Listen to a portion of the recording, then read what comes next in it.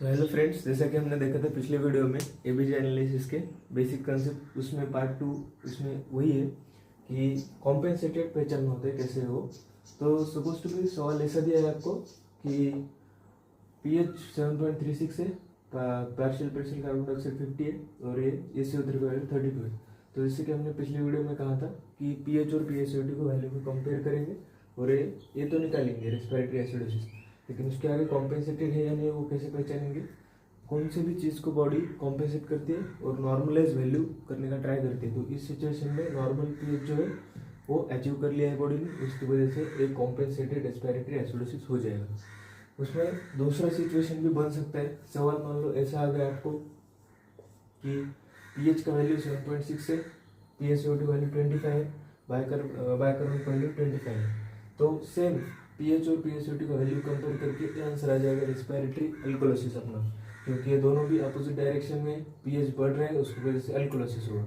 तो अनकॉम्पेंसेटेड क्यों है? क्योंकि अल्कोलोसिस सिचुएशन बॉडी में हो चुका है क्रिएट, लेकिन बॉडी ने उसको कॉम्पेंसेट करने का ट्राई कर चुकी है, लेकिन जो SiO3 का कॉन्सेंट्रेशन है वो कम करना पड़ेगा, क्योंकि बाइकार्बोनेट जो है वो कम करेगी तो ही हम एसिडिक पीएच की तरफ या फिर नॉर्मलाइज पीएच की तरफ बढ़ पाएंगे, लेकिन बॉडी वो करने में कॉम्पेंसेट नहीं कर पाए, इसलिए अनकॉम्पेंसेटेड हो जाएगा। और थर्ड सिचुएशन बन सकता है उसमें पार्शियली कॉम्पेंसेटेड, यानी ट्राई कर चुका है लेकिन वो सिचुएशन अभी भी कॉम्पेंसेट नहीं कर पाया।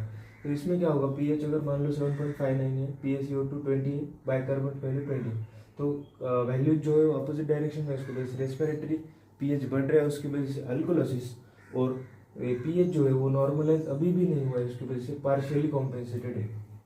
मान लो अगर फोर्थ सिचुएशन में आपको सवाल में पीएच का वैल्यू जो है वो ऐसा दिया है 7.41 है और PaCO2 का वैल्यू जो है वो 53 है और SiO3 41 है। तो कंपेयर करेंगे फिर से, तो सेम डायरेक्शन में उसकी वजह से मेटाबॉलिक आएगा, और ये जो पीएच का वैल्यू है 7.41 है, यानी कि नॉर्मलाइज रेंज कौन सा है पीएच का 7.35 टू 7.45, तो उसको कंपेयर करेंगे तो नॉर्मल वैल्यू है, उसकी वजह से फुल्ली कॉम्पेंसेटेड। ये चार सिचुएशंस या फिर जो ऑप्शन है उसको हम एक ट्रिक के जरिए भी याद रख सकते हैं, ये मोस्ट ऑफ द जगह पे काम ही आएगा।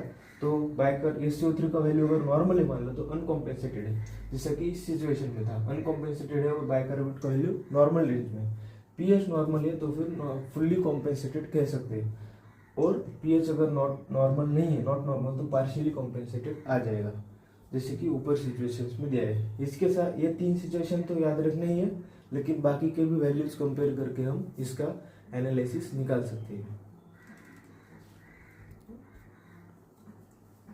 सो ये जो टॉपिक है बीज एनालिसिस, उसका जो डिटेल वीडियो है 10 मिनट की रहेगी, वो जो है वो मैंने अपने यूट्यूब चैनल पे डाल दी है, तो वो भी जाकर देख लीजिए, उसका लिंक जो है वो कैप्शन में दे दिया है।